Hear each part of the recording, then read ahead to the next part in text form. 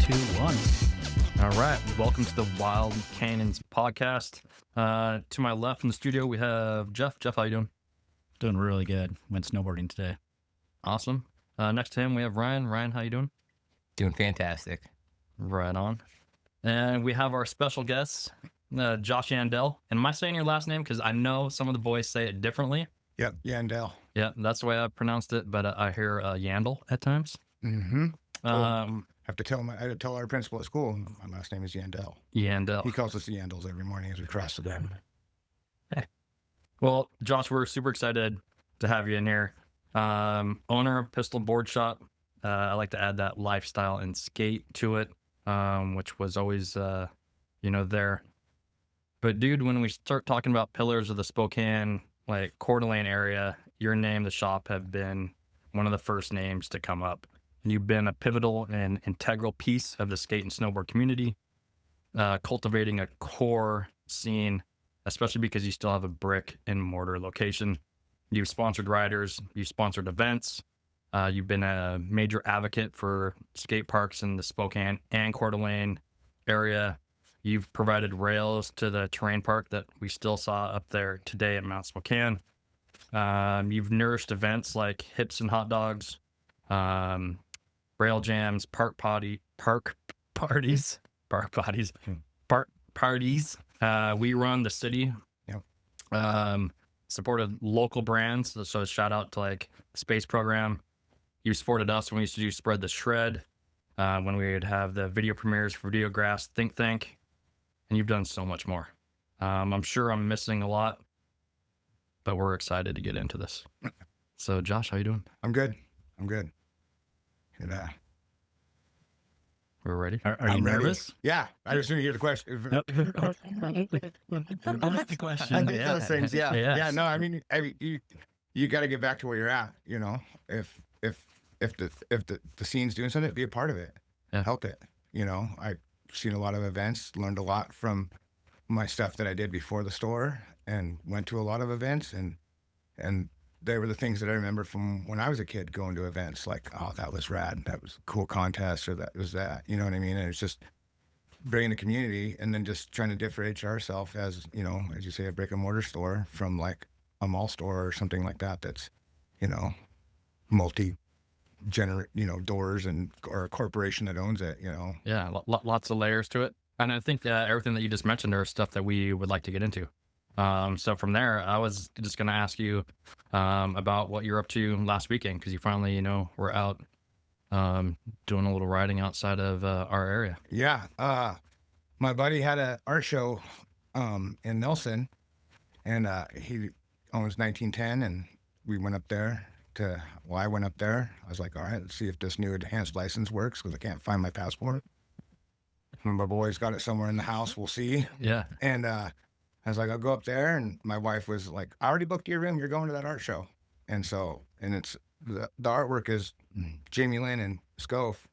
And then so they have a joint company, and they're mixing their art together and really making something of it. It's like, get involved, and it's all the snowboarders' favorite snowboard brand right now, I think. Oh, for sure. Yeah. It's they're doing something, and they're growing, and if the art show is that close, I'm going to go to it. It's my first time in Nelson, and then so we had a good time at the art show and purchased a couple of prints myself, and then hung out for the rest of the weekend, and came home Monday, and then Sunday, me and Jamie went up and we did some speed groomers at Whitewater. Oh, nice. It was my first time there. It was crazy to see. It was clear as it could be. You could see everything. Yeah, it's a steep little bold area. Yeah, you could. Yeah, there's all kinds of stuff that, if you're not paying attention, you could die there. Yeah. Yeah, I mean, it's a different level. You're like, I think, okay, I don't know, is that a mandatory, or, just seeing this stuff there. I mean, you should definitely own a split board in that area too. Like, you're blowing it if you don't. And then just a side country, but the snow was Arctic, cork, no moisture. We did some speed lap groomers and a lot of cat track hips on the way down. And it was a good time. Right on. Good food. Yeah. Oh yeah. What was the highlight for your food up there? I was poutine. Yeah. Poutine. I'm like, if you put gravy on it, it's a meal. like we were saying earlier. Yep. French fries are filler, but if you put some gravy and some cheese on there, it's poutine and it's a meal. Yeah. So it was good. So you're just a couple hours away, and you can get in some good food, and Yeah, good food. yeah. And Ryan was just up there too. Yeah, Nelson's got some great restaurants. My Yeah. girlfriend's a foodie, so we had a great weekend there. And need to get up to Whitewater though. Sounds fun, especially with Jamie Lynn. Yeah. Yeah, Nelson's a cool town. So Sick. Yeah, well, I'm glad you were able to get out and do some riding, especially just getting out of our little area, running a business, being a family man. But we want to dive deep and, learn more about you. So where did you grow up? Did you grow up in this area? I grew up in this area. I grew up in Medic Lake, and then went to school in Spokane, in Coeur d'Alene. Yeah. And but I grew up riding. My first chairlift was Lookout Pass, Okay. and then started on a snowboard with moon boots that was taller than me, a barefoot. At what age was that? I think I was like 7th grade.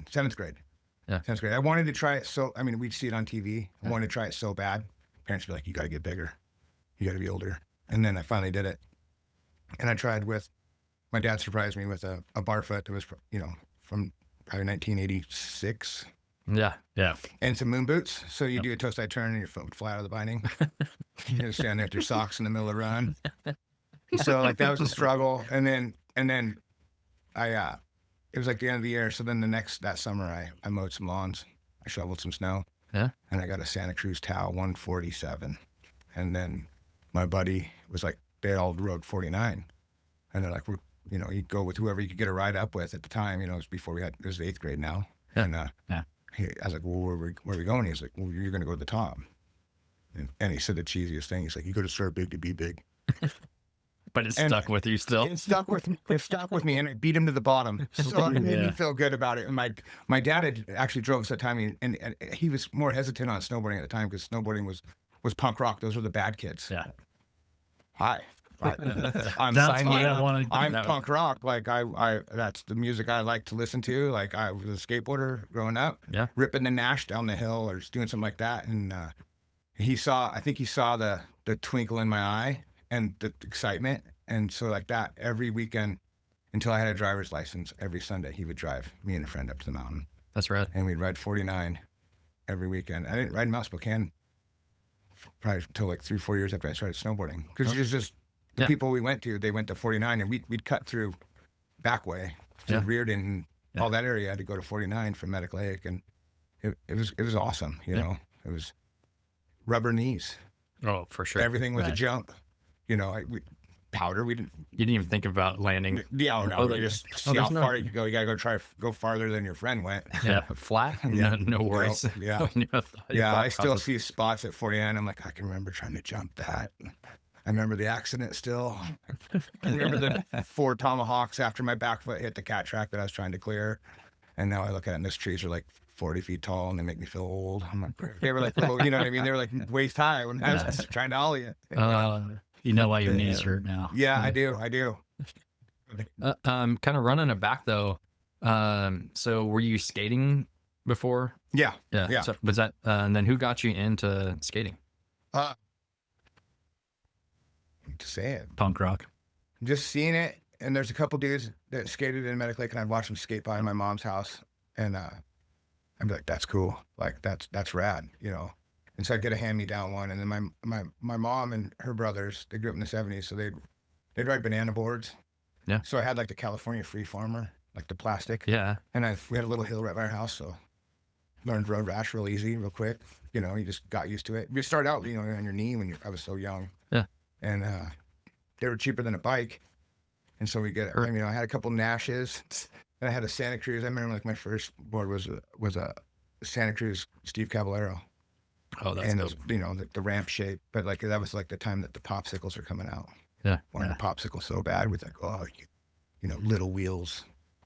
Those were like 35 millimeters. And that was like the style. That's when I started riding. Yeah. You weren't going to bomb any hill with those Oh, things. you get taken out by like your Well, axle hitting a rock, not your wheel. I was gonna say. They had a little like feather light. We call them bearing covers. Yeah. The wheels, and then I remember saving up when I got my first skateboard that I bought new was at Spokast Sport. And I still remember the board. Yeah. Still remember everything about it and like getting it and thought it was the coolest thing ever. That's rad. So you got into skating and it was more just on your own accord. Yeah. And then were you on skis at all? I skied. So the first year of Skier, snowboarding. skier. Yep. Unfortunately, yeah, that's my dark history. I did for like 2 months, and it was after I didn't have the right snowboard stuff, but like my dad was more willing to buy skis, and we had skis. Yeah. And I hated. I didn't use poles.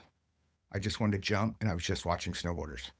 So that's why I was like, I mowed lawns, I shoveled snow, Huh? and I bought my Santa Cruz from my buddy for $250. And then I bought some airwalk boots at Spokast. Yeah. And it was like Nice. game changer from there on. I forgot how big of a piece of snowboard and skate history that they had. Oh, they, yeah. they had a ramp in They had a the- ramp in in there. Like, Yeah. I mean, they're yeah. I miss going there and drool. You see like Maros and Oh, like, the, the Vision streetwear in here. Like I Yeah. remember seeing those in there, and it was like the coolest thing in the world. You yeah, know? I bought pegs for my bike there. Yeah. The dog's name was Indy. Yeah. I thought that was so cool. Yeah. I dealt with them 12 years ago. They had some old skate stuff, and they were like, "You want to buy it?" And I was like, "Yeah, I'll buy your stuff." You know, and told them the story, and they were really rad. Like, Yeah. I remember my Bones rep once asking me, "I was like, you know that there's another shop that sells Bones? You're cool with that, right?" I'm like, "Yeah, dude, it's Spokast. Like, Yeah. I bought Bones from That's, you guys that's there. where it started. Yeah, like that's the roots. You know what I mean? For this area, I mean, there's some other really rad skate shops we had as a kid too. You know, Mhm. U Skate, and then it went to 509. 509. Yeah. Yeah, like Rich and I've known Rich since I was a young kid, and me and Brandy grew up together. We went to elementary school together. We went to middle school together, and we've been friends. We're still friends. Our kids go to the same school. Yeah. That's crazy. So it's probably one of my longest running friends I've known, in life. Yeah. Yeah. U-Skate was, to me, it's that when you think of the classic like shop. Yeah. Like it had the TV with all the VHS around it, Yep. the couch there. Yep. Little few sections of snowboards. I remember just going in there and I remember shaking my dad down for a Jamie Lynn 1996 Pro model with the hibiscus on it, like my arm. Yeah.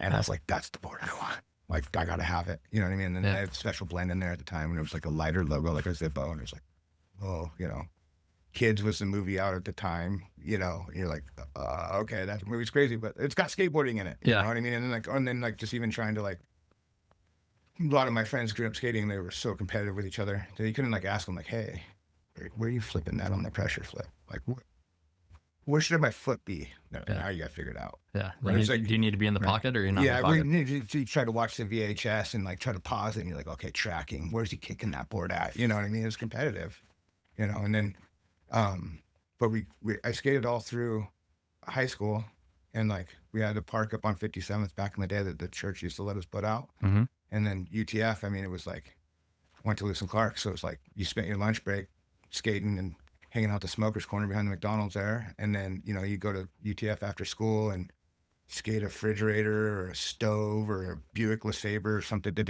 you get abandoned in there that you got to ramp up next to the quarter panel, and Yeah. and it was rad. It was a cool time, you know what I mean? And then when I ended up moving to Oregon, I was living in government camp and wasn't very skateboard conducive. Like we had a couple parking lots, but the rest of it was pretty much gravel at the time. There was no sidewalks when I lived there, and so you'd end up skating stacking decks in the parking lot. A See little who ollies. could go the Yeah. highest. yeah. We had a little 3-stair in front of out of our walkway of our apartment. We'd skate and you know what I mean, and play games of skate, and then snowboarding kind of took over from there. Like, we still had snow in June there, so we only had like 3 months of snow at the time. That's crazy. Yeah. I don't think LC still had, but those were the first ledges I hit. I think that was maybe 3 stairs. They were big stairs. Yeah. But that's where the first ones. Yeah, you'll still see kids skate them to this day. You know what I mean? Like Yep. there's always they're always going to be there. Yeah, It's those- covered. And we could do it in the wintertime. That was one thing hard about losing that park. It was like year round. for sure. Dude, that's crazy. I'm just thinking how like that park and what it meant and just meeting people down there and Yeah, I still have friends that I met at the park. I remember I used to see Brian Lubko skating down there, and this other guy, Jason Beatty. They're still around town, and like there's all kinds of different skaters. There was, that's why I went to Lewis and Clark from Medic Lake. I was like, I wanted to be around other skateboarders, Yeah. other alternative kids coming from a small town mixed with an Air Force base. It was different being a skateboarder Yeah. early 90s. It wasn't cool. Yeah, you got to find your lane Yeah. when you yeah. got there. Yeah. What a cool way to grow up, though. Just like before the time of cell phones. Just cruising around. I mean, yeah. skating, I mean, it's like- probably good. They didn't like. There's you see those reels like truck. We didn't see what we did. It's probably for the best. But yeah, now it's a totally different beast. You know what I mean? Like, I didn't put it up. I have a photo. It used to be up in Shred Shed in Coeur d'Alene. It was a shop I rode for a lot growing up, and Tom was amazing supportive for me, and he even worked in my store for the past couple of years till like a year ago. So it was like we've changed, but he's the one that introduced me to Volcom as a kid No, and nice. stuff. But like I had a photo, and it's at Silver Mountain. We did a shoot up there one time with one of the brands that I was with, and he still had the photo, and he came and put it up. But that was like social media back then. You had like the cork board at the board shop, and you're like, yeah, that's me right there on the wall. Yeah, they used to do that. I mean, Yeah. that was a thing. Yeah, when you'd walk from Yeah. the front of the store to the back, there's a huge cork board there, and it had all kinds of people, lots of like local legends and awesome people. You know what I mean? Booger was working in the store, and that dude's a legend, and like I was very lucky and stoked to be a part of that. Yeah. So I mean, we do have some sort of lineage, I guess, and hopefully some of this like podcast will open up some of those pockets that aren't talked about or that haven't been shared. yeah. So that's why it's awesome to have you on here. And with that, like, who were some of those like key figures that you were going up with at that time in this area When I was young, when you were young? Crush Kaluza Yeah, was Oh, like yeah. somebody I looked up to hugely, and this other guy, Neil Green. I don't know that. Neil Green, he'll teach you to be fast. Yeah. He rode for like Vertex snowboards back then and Slick Willy Wax before I was involved with that. And we both, it came from the same original, the first store I'd snowboarded for was called Garland Cycle. oh yeah, And a guy named Bill Bingle, he just had opened me. I remember trying out and like got the scar on the chin from that day. Still see that jump, kind of like, but like, I mean, I might not always been the best or the most technical snowboarder, but I was the kid that I'd show up at the event, I'd be at the event, I'd be there, I'd help you flip screws, I could talk, you know what I mean? Like I'd go into the store, like I was very, very loyal to my shops, you know what I mean? Like when I left that shop to go to a different shop, like it was hard. And I left at one point, I went to Winter Sport, Yeah. but it was like, hey, you're gonna ride original sin boards, you're gonna get Helly Hansen samples Yeah. and ride for Winter Sport. And I went there with my buddy, it's a friend of yours too, Andy Spots. yeah. That dude rips. Yeah. He's a maniac. Yeah. He still is. Yeah. He was here for a couple seasons, and I miss him. I miss him and Casey. Yeah. And me and him. Shout out to those two. Yeah, they're the greatest. Yeah. They're great people. I love them. I like to rouse Andy now because I'm a little bit faster than him. I'm faster than you, Andy. You know that. God, I'm trying to think of the other dude that used to ride with them too. He used to work at Slick Rock. Fucking mathematician, dude. Anyway, it'll come to me. When we would ride with them, it was me and my buddy Rhett, and I think you know Rhett. Yeah, no rat. Yeah, And yeah. so like Rhett, when I was riding for Hooger, they had a subsidiary brand called Pill, and he rode for Pill through Garland Cycle with me. Oh, that's so And sick. so like Rhett was like my wife calls it your snowboard boyfriends. And I miss Andy. He was my snowboard boyfriend for a couple of years because like get people you ride with. How do you guys do? You stick with us crews, and my leads keep moving away and stuff. So, and I'm like, a lot of times, I mean, I am riding solo, but I'll go up there and I'll see groups of people, and instantly I've got friends there, and Yeah. I go to 49, I see the Pigeon Boys, and those dudes are doing it. I'm like proud of all those guys. They're rowdy. They're Love all it. becoming fathers now.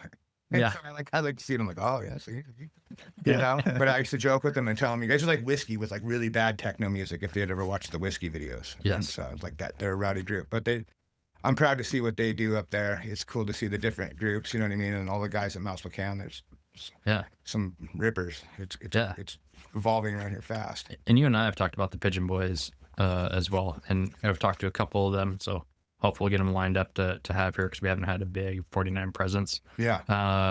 And they have a rich history as well. But to me, it's rad. Like Yeah. I love, like, we have our fucking little crew or whatever you want to call it. But I like seeing pockets of riders like that and the parties that they would have and the Yeah. bus. But I like Euro trash techno, so I'm like all on it. I'm like all in. I'm like, I love all of it. He'll always DJ through the park party, and he does great. It's not he's like he's playing like some Yandell and stuff. I mean he Yeah. does good, you know what Yeah, I yeah. mean? Like it's not. I'm like he's on the robot music. Yeah. The robot. Oh yeah. But Sometimes, it's sometimes you just get that. You get into Europe and then you feel the vibe, and yeah. you're No, like, you don't lose it. I was in a place on Friday in Nelson, and it was full. It was just like that was the place that was still open, so that's where everybody migrated to. And I was Yeah. like, Next thing you know, your Okay. shirt was off and you were No. I stayed close to the bar. I stayed away from the dance floor. Slip and blow a knee on the dance floor. Oh, rad. Nice. When you were riding, you rode for other. Did you have sponsors? I guess that's what I wanted to ask. Yeah, when I was younger. Yeah. Yeah. But I was more like, I never made it to like the big league. You know Yeah. what I mean? Like, Pro. No, I never got a paycheck. No. I wish I wanted to. But you rode for the shops. I rode for shops. I rode for brands. I spent 15 years with Nidecker, Oh. and I rode for them. I was on their team for 8 or 9 years. Used to, I mean, when I was at Hood, I was a West Coast guy basically.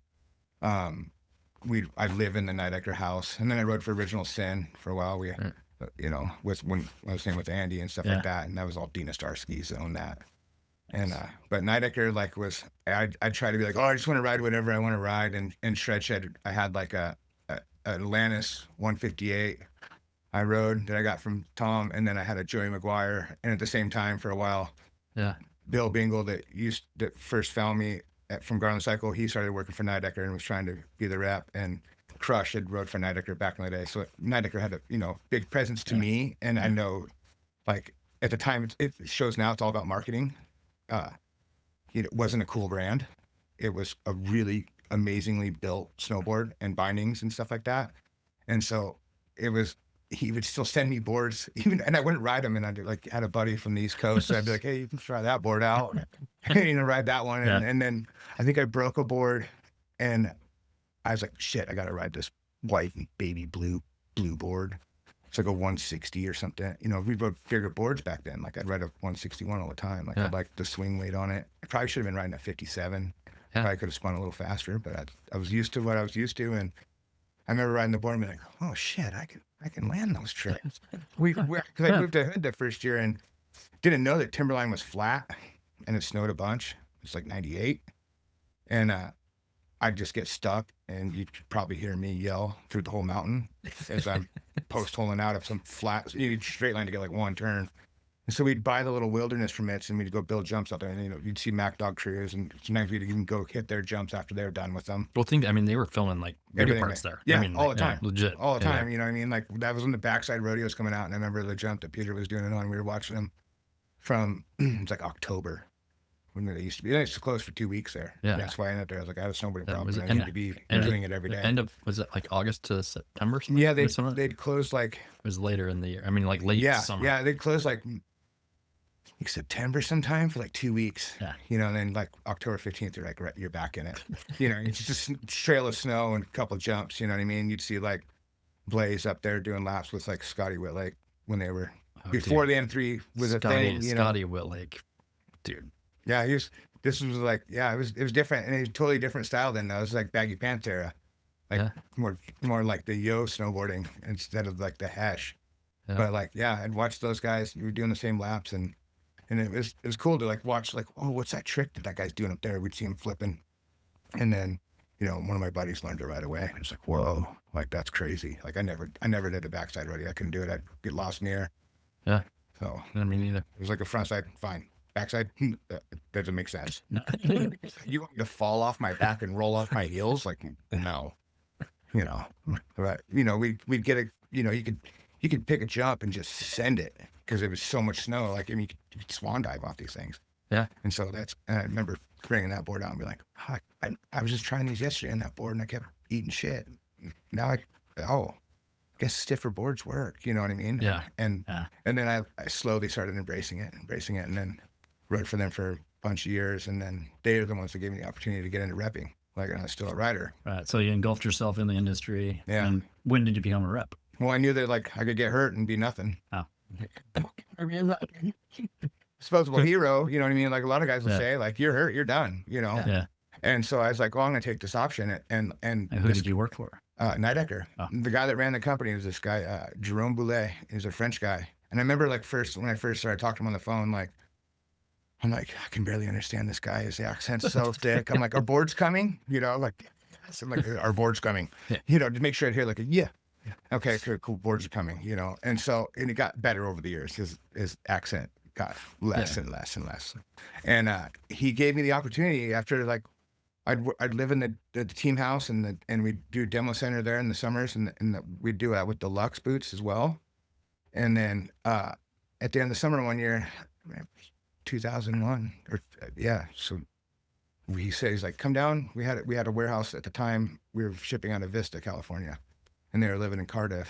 And they made me come down and surf. I don't like I love the ocean. I don't like sharks or jellyfish. His shit will eat you. And like, they're like, no, you're surfing. And I remember it was after the first Olympics, and they're like, here's Tommy's board. It was handmade for him by Rusty. Congratulations on the Olympics. And here's Tommy's wetsuit. It was a little too small for me.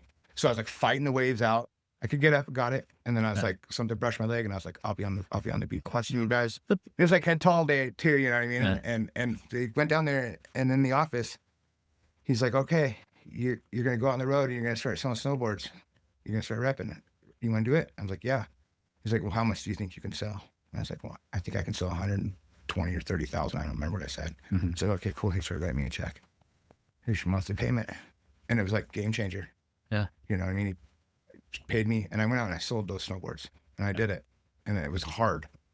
But I traveled. I lived in my truck at times, and just drive hustled it, 50,000 and- miles. And It's I'd go out and West ride. Coast? Like, Yeah, I was doing Washington, Oregon, Idaho, and Montana. Okay. But like Montana, or for most of the brands, but for Nidecker, there was a different Montana rep. So it's like basically that side. And it was at first I was just supposed to do Washington, Idaho, and there was a girl that was going to do Oregon, and she lasted a week, and then I was like, had Oregon. And so I would go up and down the I-5, and I would go out and ride with the shops, because they were like, this is Form was just coming out. mm-hmm. Like, dude, You're competing. well, with- I'm competing with, like, those are all the dudes I looked up to. Like, it's still one of the greatest teams ever there.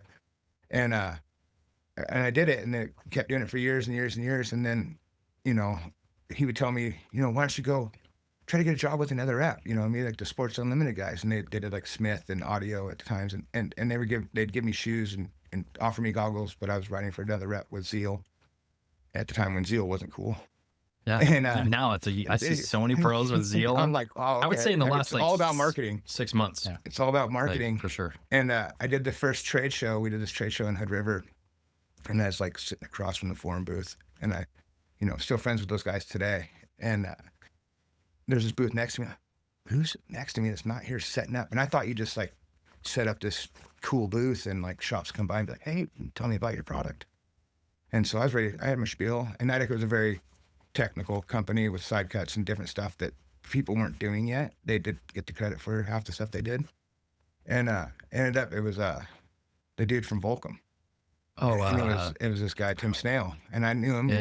People would always ask if I knew him because we lived, I think, like a mile away from each other on Mount Hood. And we met during that show, and I just watched him just crank out people, like showing them the line. And it was just everything you'd expect to see. It was cool. And we met again, and he said something. He was doing some shoes, and I was like, so you guys, like, you got the 2 shoe brands. I'm poor all year long. I just got winter brands. And he's like, come by the house sometime. I'll give you some shoes. And went by the house, and we were talking, and he gave me some outerwear, and he's like, I think you should work for me. And we were doing like he was doing City Stars. It was like Kareem Campbell's brand, like skateboarding. And then he had this other brand called Force CE. Really cool shoe brand, way ahead of its time. And then it had another backpack brand that was part of it, Militia Survival, like grenades in the bags and side bags, put a gun holster in there. Like, it was like before the whole grenades thing. And I think it was only like a few weeks. And after that, he's like, no, you're going to work with me with Volcom. And so he set me up, and like So you repped with them. Still one of my best friends to this day. We talk 3 times a week at least. Nice. And I love the guy. It's like a second father to me. Then I was with him for 9 years doing it. And like, he just was like, you go. And he'd put me on the road, and I'd go, and we'd go out. I'd first start off as doing Eastern Washington, Idaho, and Montana. And I'd go out there, and I built it up, and we went from there. You know what I mean? It was the heyday at the time. And it was. It was. I mean, that's what money. It was crazy. Yeah, money was in it. And we used to, now with everything going on, I remember at sales meetings and yelling like, "Why are we trying to grow? We don't need to grow. We're big enough."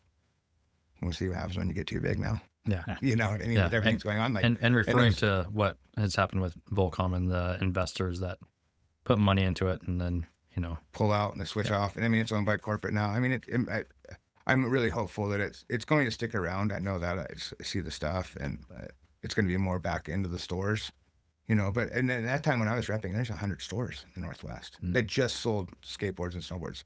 We didn't sell to you if you had skis or bikes in your shop. oh well.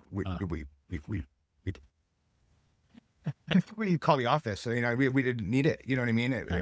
It was just a different time. And now, I mean, there's probably 15 of us, 6, 7, 18 of us left that are true brick Yeah. and mortar board shops in those, you know what I mean? Yeah, to me, Idaho's got some good ones. yeah, you and Rory to me are the Yeah. are Yep. the standalone. Yep. In my opinion, that's definitely my opinion on it, but I've had the most interaction and see how much you both give back to the Yeah. community. Rory's got a good gig. I always joke because I'm like, "You want to trade? I'll move up in Sandpoint. It's a great place." He's got a cool thing going up there. Like, Yeah, I'm and- stoked to see that. And he grew up in a shop just how I did with Todd Deese on Ground Zero. Like, I mean, you know, I mean, definitely paid his dues. And, Yep. But he's created like when I think of that, like creating, like I was trying to say whenever I fucked up my words earlier, but like you created a community that you had that Yeah. the last brick and mortar where you can still come to and you can still shoot the shit. You can actually feel Yeah. a board, you know, and not like then you buy from it. Like Yeah. it's you're not, you know, jumping ship on that, but still having that and having those conversations and not just building a relationship with the client, but building relationships with people that love snowboarding. Yeah, and they do. Those dudes are ripping.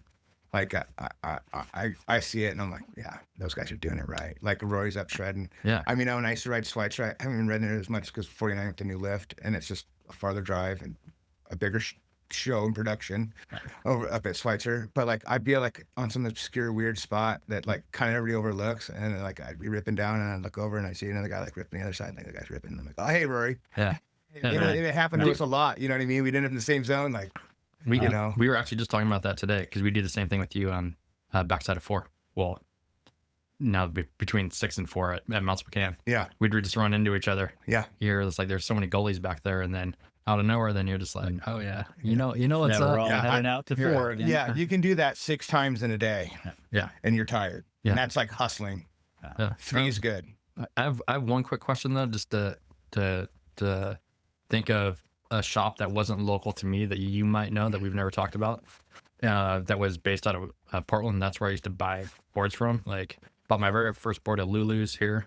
Yeah. Max probably sold it to me. It's way too Probably. big, but that's all they had. So I was like, I need a board. But Cal's Pharmacy. Yeah. And to me, that was like that's where I bought my first Volcom shirt that the sleeves are ripped off. I still saved it Yeah. because of the nostalgia of like having a Volcom at that time. Yeah. Like, nobody had Nobody knew what it was. And it Yeah. was Yeah. made on like terrible blanks. The Right. screen might wash off. I mean, that's like Shredshed's like, hey, will you wear this and people see it? Yeah. You know? I still have. I mean, it was this maroon shirt, and it was like, I mean, to me, I still hold it. Like, I got a consolidated shirt like that. It's like from middle school. On the back of it has a skateboarder chucking the consolidated cube at a rollerblader and says, putting the hate back into skateboarding. And I loved that.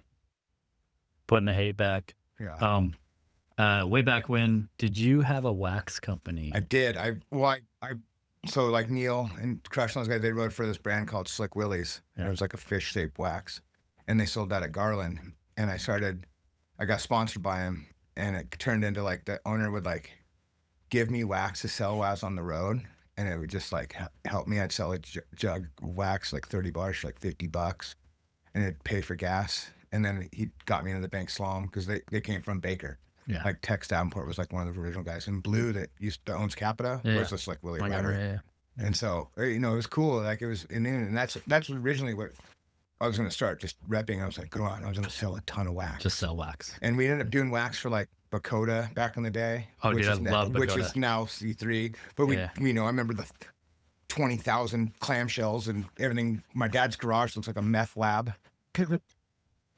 My garage, like my dad, so it came up to where, you know, would you like to purchase the company? Like, we think you can take it. And so we did in like 2000, I think. Yeah. And we ran it for years. We did like curb wax for Etnies, did a bunch of other like OEM stuff for other companies. Huh. and then we sold our wax. But then when I started doing the Nidecker thing and the Volcom thing, it just got in that. And then I was working for another rep doing like Osiris and Spy. I used to walk in and be like, hold up a D3 and be like, how many pairs do you want?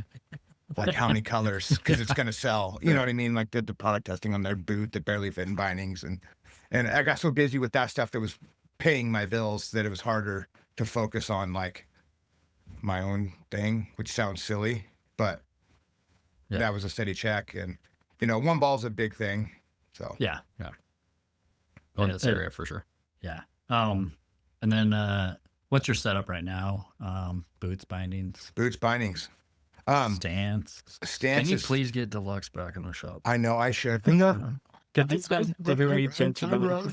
For years and then worked for them. They brought me to Austria. Like, they make amazing boots. At least get the reps number for Teague. And I've been thinking about that. We should. It's just, it comes down to like, we've tried to be this big snowboard shop, which I want. And originally we weren't going to do snowboards because I've seen from all my stores how snow could hurt a business. Yeah. And it's definitely hurt us over the years. Like, we'll spend the summer money spending it to pay off winter money. Yeah. And like, I used to buy like 10 different brands, had a custom rack in the shop. I mean, you've bought you've bought multiple boards for me. We appreciate it. You know, it's like, and now it's like when I order my boards, like I'm almost ordering them for the person I think that's going to buy them. We've tried it. The online sales kill us. The box stores kill us. If we have a bad winter, it kills you. Like, I mean, sometimes when we have a good winter, we still don't sell boards. Right. And so like, we've had to like slim back down. So that's where it's like Deluxe is like lost to the thing. And they're great people that sell it, but they do it like differently. Like, I was one of their only reps for this other group, but otherwise the other group does the whole country. But Jerome from Nidecker was a part of Deluxe later on, and he's like, no, we're bringing Josh in. I love it. And so that's how I ended up back with them. But they're amazing people, amazing boots, and I should buy them again. But my like back to it, my setup. I'm riding Vans Infused boots. Thank you to the rep, sends them to me. And then I ride bent metal bindings religiously, and I only ride Mervin boards. Yeah. And I only ride LibTech, to be honest. Right. Like, I feel weird on a GNU. I'm like, I'm a LibTech guy. Right. I like LibTech. And like, even the years between repping multiple different store brands, in between, if I wasn't on obligation to ride that brand, and some rode great boards through all those brands, I'd go buy a LibTech or get one through the store. And so, last time I bumped into you on the mountain, I was you had an Orca. Yes. And I was like, I didn't think Josh would be. I love deep side cuts. Oh, yes. And I can ride a 153 and it goes through anything. It rails through everything. It does anything. And now it's ruined me for other boards because it's a little bit wider and I'm only a size 10 boot. Yeah. But like with the side cut and the width of it, it's just fun. It's it's easy on the legs. Like, I grew up riding super stiff camber boards, like one of the stiffest possible. Now I'm like, oh my God, that makes my knees hurt. When I was on my Jamie and you were like, that one hurts my knees. I go, yeah, I've been on it for a week. Yeah. That's exactly It'll what I'm wear you thinking. down. Short one. But yeah. And that board's amazing. And I rode that board for many years. And like, that's when like, you think you're going to ollie something that's like a 10-foot spot or something. And you like go like 17 feet. Cause you're like, oh, that thing, it's got pop. Like, that thing can ollie. And it's, it's got a good side cut. It's a fun board. I like the shorter board. I'm always in the trees. So going through with the Orca, and I can sit on my back leg and I can just wiggle run through. Yeah. On that all-time favorite board that you have ever ridden or that you're riding? Great question. I keep begging Max to bring these back, but I hated the graphic on the nose and the shape of the nose, the Dagmar. Oh yeah. It was a C2 board. Because it was Jamie graphic. It had this little. It had the little nose scoop thing. Yeah. I wish I just had a normal nose. I'm still like traditional. Like I ride a retro ripper too, a 161 detail, and it's like it's just fun to ride. Yeah. Like it's fun and it's aesthetically pleasing to see that pointy nose ripping through stuff. And but I have to say I either like camber with a rocker tip or like a C2. Cambers I love, and if I had two knees all the time and was riding park, I'd only want to ride camber. But it comes down to like comfortability and flex, you know what I mean, right. on some of the boards. I don't always agree with the stuff that you have to say. I'm 100% on board with everything that you're saying right now. Yeah, it's like, on a camera board, you get the bumps, you're getting jolted. The C2, you just kind of like sit back for a second, like, all right, let's look at the back leg shock, take this. Yeah. Yep. Yeah, because injury-wise, like just been through knee injuries. I've been through. I was 7 major knee surgeries before I was 30. Yeah. You don't have an ACL. No. And luckily it's a front leg. So But yeah. yeah. So I mean, as some of the young guys that watch us ride these boards, Like bend your knees, kids. Bend your knees. there's a method to our madness. Yeah. Yeah. So it's like, it comes down to like, if I got to ride a few days in a row, like I'm Right. going to be honest with you too. But like last weekend, I was on a camber board. Like I've got a few different boards in the collection, and I'll ride Just a few. 2 or 3 boards different a year, you know. On that and I note, save some of them. Favorite board graphic. Oh shit. I think it's the Hibiscus 1996. Ooh, that is. I mean, I'm gonna sound impartial because I've always loved Jamie's art. Well, everyone's So- looking it up right now, and Yeah. when they're listening to this. Yeah, it's the Hibiscus board. It's that one. It had stripes. Yeah. You usually would break that one, and then they'd send you a white one, but it'd still have the Yeah. graphic. So that was the difference. Yeah, Because I had one of those. yeah, Because it was not the same one that you bought, yeah, and I was like, did I just get ripped off? yeah. No, but they And I actually sold made the that wood. board. They would made the wood core go up higher in the nose on that one. Oh, It used to cut off right where it went off, and that's why I'd break. Like I think I broke mine like the second day. Yeah. Doing some. It was a backside 5 off a cat track where they at Silver, where the park is now. There used to be more cat tracks that ran through there and more trees. oh yeah, yeah. Back A lot then. So more it was like trees, Cat yeah. Track City was Yeah. at Silver. Like Yeah. you're That's like, why everybody hated it. yeah. Or snowboarders. Well, I got really good at jumping off of flat stuff, like you know what I mean, without a lift. So it's like I remember I'm like, you can just send it to wherever you want to go. But for the listeners, and I'm pivoting around this because it was a question that I was looking to ask. You pulled up your sleeve. Yeah. And so what you were describing was, and I'm gonna let you. It's a tattoo that Jamie did on me. Yeah. And so, 2005 or I don't even know. Yeah. Crazy days. When he was first starting to. Yeah, he had a tattoo gun, and we'd come back in connection because we met in the 90s, but then we came back and, through Volcom. And when I would go up to Seattle, I'd stay with him. Nice. And we did this in a year. We first did it we picked, I was like, I definitely want the Hibiscus. Yeah. So those that are watching, you'll be able to see this. For those that are listening, we're going to see, artwork by Jamie Lynn. For those that don't know, when we keep saying Jamie Lynn, He's just, I've had so many ways to describe one of the greatest humans in the world, the most modest person I've ever met. To give you the shirt off his own, he's just, they broke the mold. Like they broke the mold with him. Been one of my best friends for years. And yeah, words can't describe how, he's uncle to my kids. Mm-hmm. This last week I had to argue with my son about putting his gloves on. Neighbors called us. He didn't have his gloves on. He's sledding us. I'm like, well, and then the first words out of his mouth, he's like, well, Jamie didn't wear gloves. And I'm like, dude. So when I was up there last week, I was like, you got to tell Fisher he needs to put some gloves on. So we did the tattoo, and we didn't have black, so we did it in purple. And it was just the guy and the cat and the thing. And this guy was like some dude that he'd painted on his door at his shop house. Huh. And then I was like, we got to throw a cat in there. Yeah. And then, over the years, he was like, hey, you want a tattoo tonight? I'm like, sure. So we tattoo. Yeah. And then we added the waves in and the clouds, and we were supposed to do the whole alien up in there. And then I got busy, he got busy, and now we're heckling, you need to get a tattoo thing. We went down to Oregon. Yeah, this one's finished. Yeah. And we went down, we added the color, but at first it was just this, looked like I drew it on there with pen, the first year. And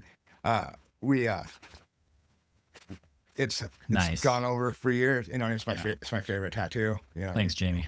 Yeah, lucky to get it. And we went on a little tour time, down, and he painted Yandell's Bob building out back the indoor skate park, and painted a room for the kids when it was Yandell snowboard camp. And a couple of our other buddies got tattooed too. So there's a little group of us in Oregon that at the time that all had Jamie tats. Even my dad was in line. He was like, he still wants one. It's the one person my dad would let tattoo him. That's sick. Ryan, you're gonna lead us in. Yeah. But before I do that, and the reason why I said that is, so it's 1:43. I gotta pee. All right. Check. So, Brandon, if you can cue us. So then Ryan's going to lead us in. Tom. And what's this? That's what I was trying to do. Hell yeah. You're trapped. I'll let you know when they come back. Let the ears breathe. Yeah. Good chat so far. Thanks. Makes you nervous. Yeah, it should have. No, we didn't. I mean, we have a similar amount of questions we usually do, but we also knew you would like I've talked too all your much. answers, Yeah. all your answers. No, not too much. Yeah. Like The perfect when one. Tina discussed it when we were riding Tuesday, and he's like, "It's gonna be good. It's gonna be a good show." Like, Nice. because that's when we organized all the questions together. Nice. Jamie doesn't like, he hasn't done leg tattoos, right? Like, that's not, Yeah, like that's 10 not or, as 10 good. or 15 people, maybe. That's fucking, I mean, he was my hero, like, growing up. Like, I remember spotting him at Vegetate in, like, 95, and I was like, that's fucking Jamie. yeah. No effect sticker, Yeah. slicing stickers, mohawk, green hair. And we stopped him at the top of the mountain, like, you're Jamie. I was riding his board at the time, and he sat there and talked to us for, like, 35 minutes, me and my buddy Lyle, like, That's and then he just was, like, gone. it. He's Remember we rode Mouse? He came through to Baldface. Yeah. But you were there, Mhm. and then Zach, I think, was texting me going, "Jamie's, you got to come take a run with." I go, "I'm out running. I'm out on a run." And he's like, "No, the lift ticket taped to a PBR. Jamie's gonna be here," and he had a whole red like funky kit, Yeah. and he was like you described him, like broke the mold. Yeah. Like he was the most. Just stop and talk to Most everybody. just like. We used to try to sneak out of we used to smoke cigs, and we try to sneak out and go have a cig at the trade show. We'd have to like push them out the back of the booth, like go out the outside curtain, because in 10 to 2 hours to walk from here to that corner, Oh yeah. people would Yeah. just stop. Stop him over wrong. But he'd talk, you know what I mean? Never. Cool. Yeah, he Humble. doesn't. That dude doesn't have a mean bone in his body. I met him at them Crooked Vultures. Hey, what was it? Them Crooked Vultures. It was like Dave Grohl. Dave Grohl, the bass player from Led Zeppelin, and then was it not Audio Slave? Trying to think of, but they were like a band that came together, but they Oh, played right. in Seattle, like in Paramount, and I was like, oh shit, that was like, that's Jimmy Lynn. This is your Yeah. favorite part. You. You want to also grab me another one of those guys, so you don't have to. You doing good with your liquid Yeah, death guy? I'm good. I think we're doing good on time. Need to be nervous. It's a couple guys. Just a couple guys chatting about snowboarding. It totally ruined my life, snowboarding. I went to college. It was funny. Hey, Could have went to college. dude, there's still time. I went back and did it. I sent a picture to my mom when Jeff and I were at Silver, and she was like, "That video would have been much better." Oh my God. Oh, we had it on video. And then I sent the video, and she was like, "That's so cool." Yeah. That was just a picture. So we're ready to pick So back up. So pick it's like back a- up. Cool. And then Ryan will just have you just hop in, but Go ahead and lead us start. off. Lead us off with this crushing of the salt. Yeah, So- let's start with some salt. All right. Let's start. Let's get 3, it 2, going. 1. Let's go. I'm kind of, I yawned a couple times, so I think I need a little hit. And Josh, have you? I have not, but I'm sure after I take this, I'll probably want to like shoulder check someone into the glass. Yeah. There's a good chance. Yeah. So we have these little smelling salt guys here, and Ryan takes us off. I think we'll do the way. Let's Blast give off. her a So crush. you know how they work, Just right? crush 'em Yeah, and you snip. just crush and a snip and then let go. crush, sniff. Whoa, what the fuck? Oh shit! I think it burnt my nose. That's what they do. Yeah, it burned my stomach. And Honestly, we're ready. Brennan, Eyes watering. our producer, you just Oh, he he's- just oh, you got blasted one off too. back there. Yeah. Brendan was not sleeping anymore. All right, we were hinting at it before, but let's get into some shop talk. All right. Pistol, super cool name in my opinion. So how did you come up with the name? Your shop? It's kind of like just on a whim. I didn't want. There's so many shops that Dude, are you're like talking so fast now. Like, I don't think it worked. right. And A hike burst. Yeah. There's so many different shops that were like boardroom, board sports, board that, board. And I didn't want to like pigeonhole us into like just, oh, it's a board shop. So like the people that didn't board wouldn't walk in. Huh. And at the time, my buddy was working, Scotty Connerly, Scotty the Body, who's a Mount Hood guy, good friends with all of us. He was the Decline team manager for a long time, and then he's like the guy behind Wild Mike's Pizza now. Like, that's why you see Wild Mike's like involved with snowboarding and stuff like that. Super rad guy. He did announcing for like the Dude Tour or something, and that was like the Grenade days when Grenade was huge. And it was like, oh, I mean, I like Pistol, like I like Sex Pistols, like it's one of my, you know, punk rock. And Dude, you had that sticker. I had that in my car forever. yeah, I have yeah. that shirt underneath. Like, it's still one of my favorite logos. People are like, oh, I guess he's not afraid about getting sued by Volcom. I'm like, well, yeah, Volcom stole that from the Sex Pistols. Yeah. Right. And like, Yeah. I'll ask you a little shout out too to Riley, because when I bought the sticker, I don't know if he was at the shop, but I know he was one of the ones that had to do all the picking. yeah, he made some that. stickers for me. Yeah. He And then was I, like the original. yeah. So shout out Riley. Yeah, little mini shredder. He's in my phone still as mini shredder. Yeah. Him and like this other guy, Jake Siegel. That was like, it was like Jake and mini Jake, and Jake's like on the SWAT team now here in town. And they're like, right, you know what I mean? Like, they were little drums when they started riding for the shop. And I love those sorry. guys. I derailed from the. So I was like, well, let's call it. You know, Grenade was on every car in the world at the time, and it was a different time. Yeah. I mean, our first logo had guns on it. You couldn't do that now. And a skull that one of my other friends designed. You know, he's like, hey, here's a graphic. And so he's like, you should do the shop. And I like, yeah, I guess I should. Like, I'd stopped repping and was out of it, and I was working as a buyer for a snowboard shop that I'd rather not say, because they're a big corporate Japanese company now. But it was like when the original owners in Eugene did it, I did all their soft goods and shoes. Mm-hmm. And I thought the job was going to be like using my knowledge. It was like more like following spreadsheets, and I hated it. I made it like 4 months. I was like, I'm out of here. Like, not a Eugene person. Yeah. Cute town, you know, good food, but wasn't my cup of tea. Mm-hmm. And so I was like, oh, well, let's throw an E on the end of it just to confuse everybody. You know, so we get people like, they'll be like, Pistole. And it's like, if you Google it, it's a Spanish gold coin. Is it called a pistole? Yeah. And so it just worked out, you know what I mean? We thought with like the name and the logoing, you know what I mean? And then for years I fought putting board shop on anything, and then I caved eventually. It's like, oh, let them know what we are, board shop, you know. But it was a different era. Like when we first opened up, we were just going to sell like clothes and shoes and skateboards. And then it's like, Nice. slowly snowboarder brands like, why aren't you selling snowboards? And, you know, through it. And then, you know, now it's where it is. So that's how it kind of got started, though, was with kind of the skate origin. Yeah. I mean, I wanted to do snowboards, but we knew that you know, snowboards aren't cheap when they're sitting there on your wall.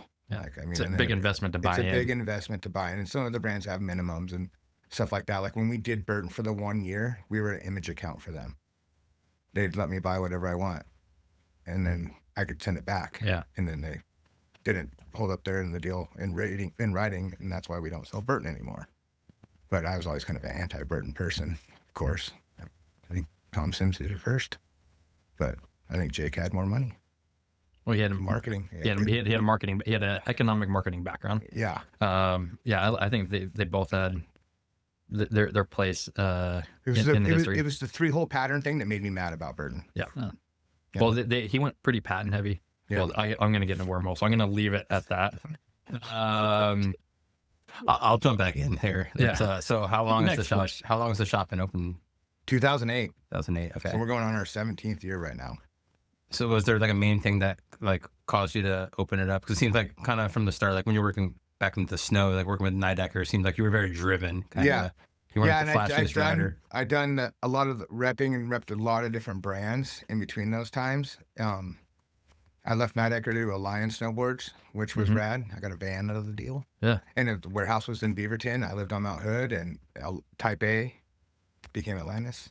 Atlantis became a Lion. So like I was like, I want to be a part of that. Yeah. But repping's a really hard gig.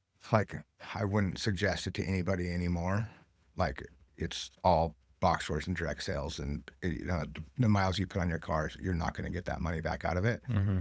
And so when I left Eugene, I was up here and I bartended for a year. Like I started off as a door guy. I just got to like throw people out And Check it was, IDs. check IDs and throw people out and sit out by the Doorman door. Josh. Like, and then I started doing like kitchen, and then I got into and they let me do some shifts, and I would make my money, and I'd go fish, and I'd go beach my boat at Roosevelt and be a bum for 3 days, and I'd come back and work my shifts on the weekend, and then disappear again. And I didn't like bartending, and obviously that wasn't like what I wanted to do. And it's the only job I'd really had since I was a young kid. I'd worked at Timberline before that, and then my whole life had been in the industry.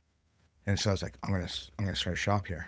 Like, there's Spokane had always kind of had, it's hard, you know what I mean? Like, even in Coeur d'Alene, like I've seen 8 shops go out of business. Seen 8 shops go out of business before mine in Spokane. You know what I mean? Mm-hmm. And I was like, this is what I know. I had the connections. Half the reps that I dealt with were some of my best friends. Yeah. So it was like, you know, it was easy to pull it together. You know what I mean? And that was like, so I didn't have to go get a real job. Right. Yeah. You Plus, know? you spent a lot of time, sounds like, repping and working in the industry. Yeah. And you probably learned a lot of the ins and outs. Yeah. What and not you to made do, a lot of what to do. connections. Yeah. And it is like, it sounds bad, but it is those connections and who you know. And that's the problem with this industry. Like, I mean, when I was just repping Nidecker and doing the wax, like, let's just say not every shop had a spare bedroom for me to stay on. But then, like, the next time I came back to town, I was also their welcome rep. My spare bedroom opened up. You know, Dang. so, and it's like, you know, and then with that, you know, if you go to get another job, it was like, well, what do you do now? Oh, I do that. Oh, you do that. Oh, yeah, you're the guy. So it's a very close Political. community, political, who you know, what you know, Yep. and what you've done, you know, so it's clicky, Yeah. you know, and there's still a lot of the same guys are still there, you know what I mean?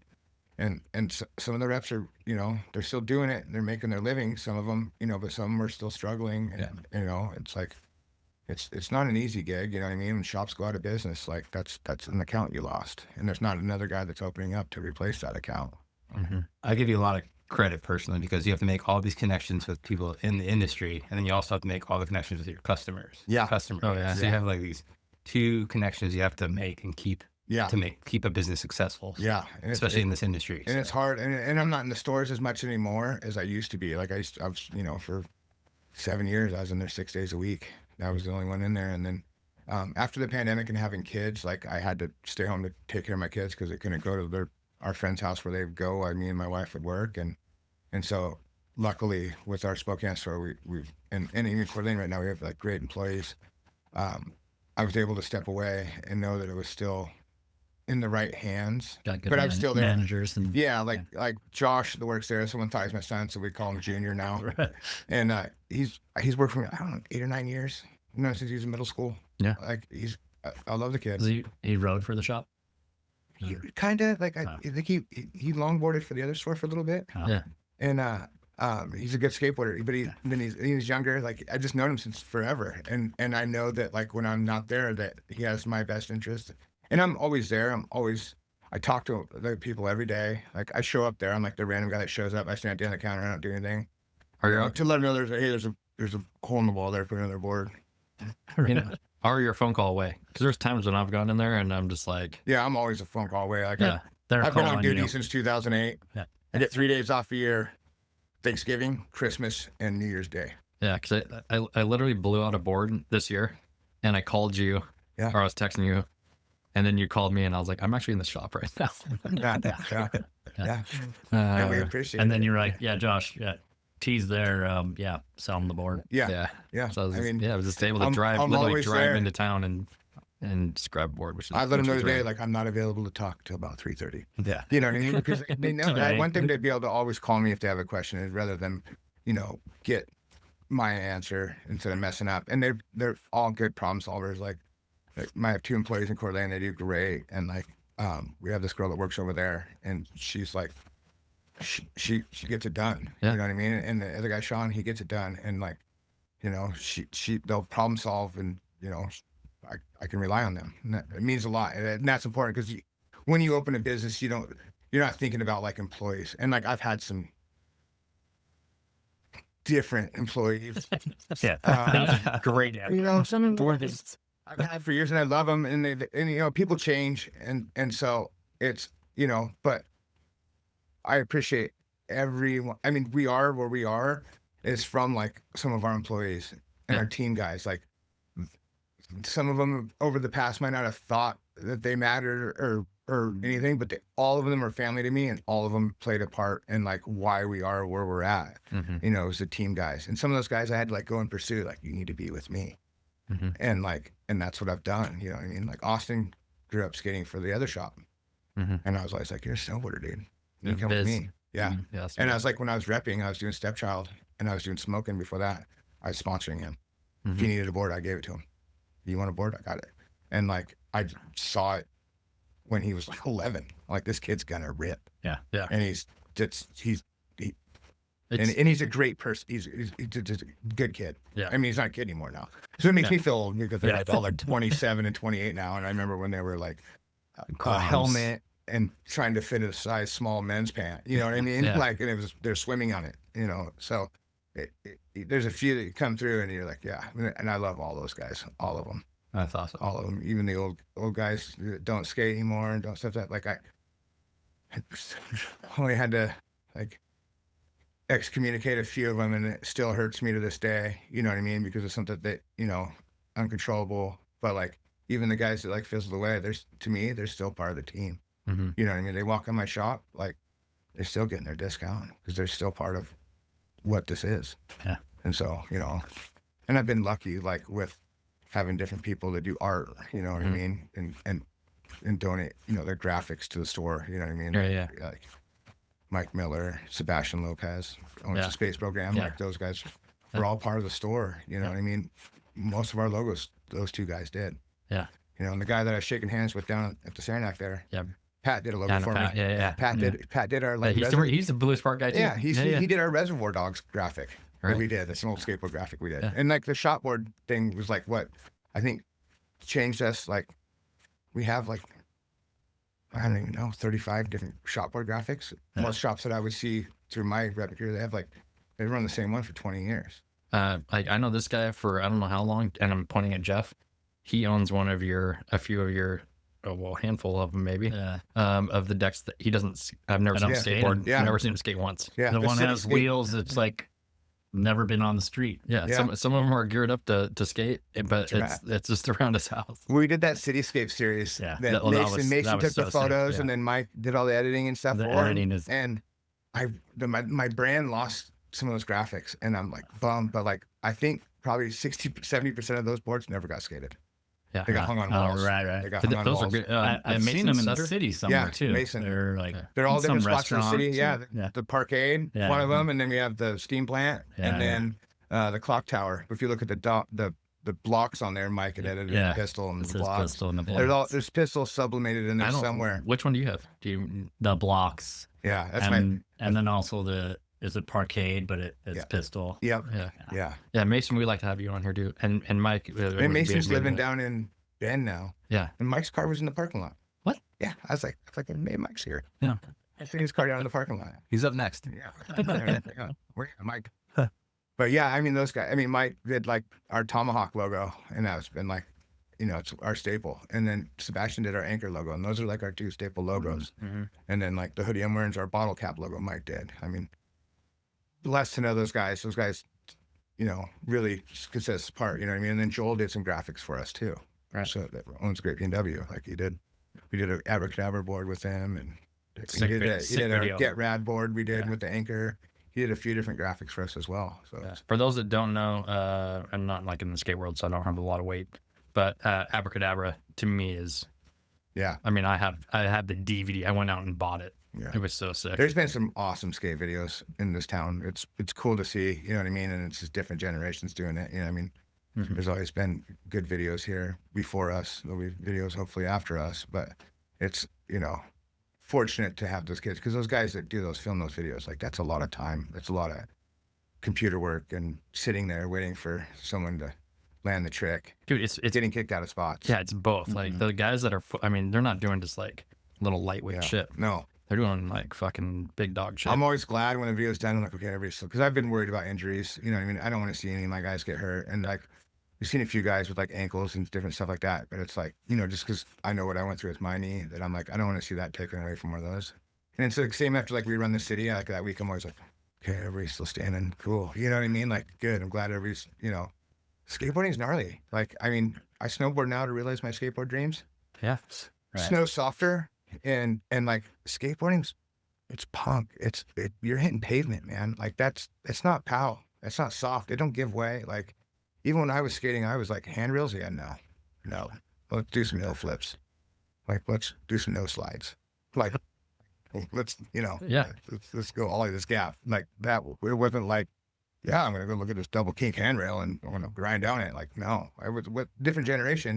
Now I see these kids. I'm like, Jesus. Oh yeah. I guess I would say like ignorance is bliss. Yeah, they could get hurt. You know what I mean? Like, Yeah. like I've been hurt on rails with my snowboard, and I don't do them anymore. I do rainbows. Rails always running away from my edge. Then it's safe. Well, from an early age, you seem to know about longevity, and Yeah, and not hurting yourself early. But it's cool. It seems like you fostered a real community here around skating and snowboarding. So pretty sure. badass, and almost 20 years now. So Yeah, which is crazy. Yeah. It's crazy. that's impressive. Do you have any advice for younger snowboarders trying to break through into the industry, whether it be as a rider or in the It industry? sounds weird. There's guys that are trying to do it on their own is a lot harder than through a store. Mm-hmm. Which sounds bad for me to like say, well, you've got to come to me and I'll help you. Like that's not what I'm saying. I wouldn't have gotten the places I got without a shop, and that's where it starts. And so, or like if they have some brand, like be in the shops, you know what I mean, to do it. It's hard now. Like, I mean, now it's with social media and everything. It's like you're clicking up, not like filming. Yeah. Or like Yeah. printing, you know what I mean? Waiting for it to come out in snowboarder next year. Yeah. Just go hard as you can, but talk to everyone. Be nice to everyone. Like, don't be the fucking cool guy that's like, well, I fucking watched me 270 on this. Like, and I don't see that around here, which I love. Like, everybody's, they're friends. Personable. Like, when they right? do Yeah. something, when I see it at Mouse Buchanan, I see it everywhere, their friends are cheering them on. Like, Yeah. I think some generations, like, I think my generation was kind of competitive with each other, or like you wanted to be better than your buddy. I would say the old school part, like when Mouse Brand put in their first part, nobody, it was like, fuck you, kind of fuck Nobody you. shared Like, when you secrets. Yeah. strapped in, like you didn't talk to anybody. Yeah. See, It now, was now like- these guys are all cheering each other, and it's rad. They're feeding off each other, And and it sharing makes a tips. difference. Like when you guys, when I watch you guys ride, you guys are all feeding off each other. Who you ride with matters. Mhm. You know what I mean? Like you feed. Like I'll ride better when I'm with somebody than when I'm just by myself. Like because I'm feeding off of their energy. You know what I mean? And I'm from that generation. Like when you hit a jump, you stopped, you turned around, and you waited for your buddy to hit it, and you Yeah. watched them. And you're like, Yeah. yeah. Or if they crash, you're like, Yeah. laugh at them and then spray them. You know what I mean? Like, Yeah. you rousted each other. Yeah. Yeah. If you go down, I'm going to spray you if you're in front of me. Like that's just that's not a rule. If I go down, I'm tucking my neck because I'm waiting for it. Yeah. If someone's getting me, my wife will get me. There's sometimes where I would say the rule is off, even like when you're just standing. Yeah, you guys do the ruthless thing with like the icing and shit or whatever. Well, you know, Yeah. I'm like, I know that shit tastes bad, and that's early in the morning. Like, you just brush your teeth, and now you gotta. 7:50 in the morning, chugging Yeah. smearing off I've ice. seen a few videos. of You guys, I'm like, ooh, starting the day off. and what's funny is sometimes they hit and they're horrible, and other days are like, Just Ryan wants another. just keep it going. It's funny. Speaking of beverages, Speaking of beverages, we like to give a big shout out to our partner Uprise Brewery. They're located in Kendall Yards. They have an all-age restaurant, tap room. They're doing all sorts of stuff, even during the winter. On Mondays, they have a run club, which is definitely not our group, probably here. But they're doing it all year long. And then on Tuesdays are the days that our podcast drops. So if you want to listen to that and then, go show off with your friends, they do a doo-doo trivia night. So trivia night on Tuesdays. So big shout out to them. Support our community, support local, support Uprise Brewery. cheers, Uprise. You kind of already facilitated the questions that I was going to ask here. So I think maybe just holding a little bit to, your top pocket to your heart. But I would just like to know just a little bit more of, how you became good friends with Jamie and, maybe just where you guys met and just give us maybe a little more background on that. And Yeah. I don't want to, like I said, I don't want it to be something where we're digging into something that's like a friendship that doesn't need to be talked about, but just giving us a little more background, because I know it is, at least in our, region, of someone that is a hero to a lot of us. Yeah. And I Including- think other people besides me would like to know more about that.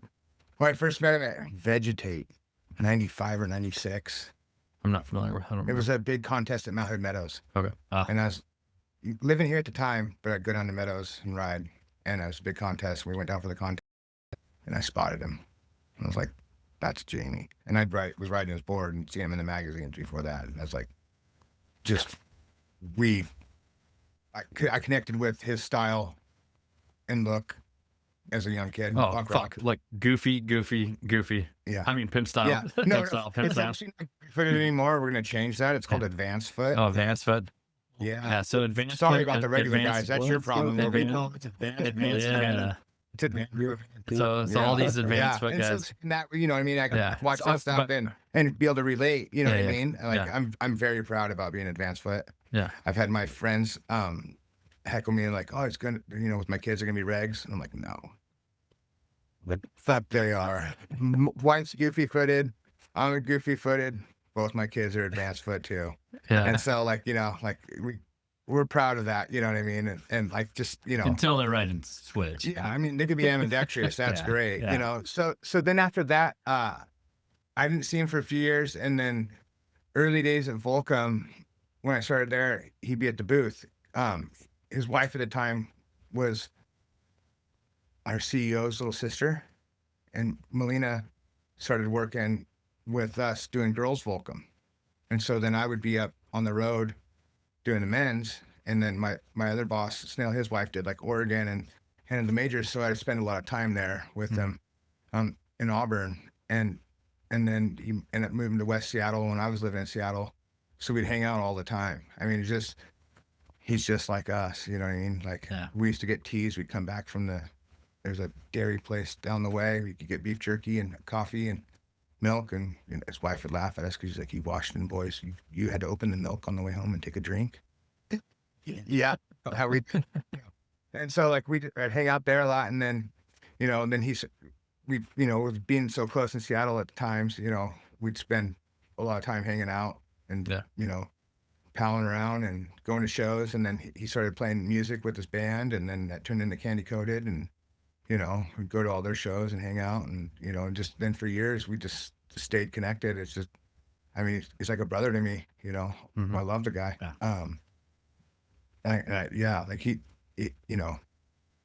so many. I can't. He's a great.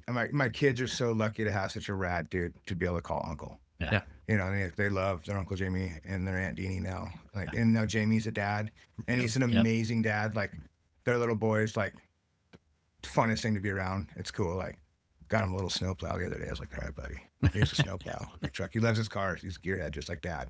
So I mean, it's rad to watch, and like, Deanie's been like a great influence on him, and it's just cool to see. We're getting older now, and it's we've only got to ride a handful, dozen times over the years, but we've had some good trips. Like, I went down to Holy Bully and stayed with them. We did Holy Bully a few years back, and it was a great time. And it's just we can not see each other for 6 or 7 months, and then when we see each other, it's right where we pick up. There's what I mean. We're gonna go back up. I'm gonna bring the wife and kids up, I think, end of March sometime, and go see him again. Nice. And they're so close. And then when they would travel, because she's Canadian and he's American, and now he has his citizenship there, so they could, Yeah. And so then when they'd come back and forth, they'd always come and stay with us, because they come from Auburn and stay with us for a couple nights, and then Cross make through it, here. and then make it through to Nelson. Yeah. And so it's Oh, well, yeah. And thank you for sharing that, because Yeah. it's one of those things where it's like, when you and I are having a conversation, I think it's different. Yeah. But I also think it's important to also share of like, these touch points of who you are, and who you're connected with in this industry. And for a lot of us, that's, who we idolized. Myself, and I rode with no gloves. And I remember I used to ride the park, and the kids used to call me No Gloves. yeah. And where did I get that from? It's like, I got it from Jamie. Yeah, I mean, methods. It's the only thing I got left is a method in the front three. I grab in front of the binding, not behind the binding is where I grab. I was gonna call it. I was looking because I was like, oh, my last one was between the bindings. Yeah, that's you get that one up a little higher, but it's like a different style of method. I think. I mean, the everyone has their view on it. I think front of the binding, right by it, is the Northwest. That's the Jamie, and it's a pulley system, pull kick. Well, to me, it's pull kick, and to what mine is your follow arm, whatever it is. Has to be up there. Oh, up Yeah, but it's rodeo. but it's like you're coming, like it's bent. Yeah. Like it's not up high. Like you're aggressive coming into it, almost like you're gonna punch. Yeah. That's where It's the one mine's at. grab trick I have left. Lost track of my front edge a long time ago. well, thank you for sharing. Losing track of the memories, but your favorite memory on the mountain? Oh shit! I mean, there's so many rad days. So, and then I've had some amazing days at Meadows.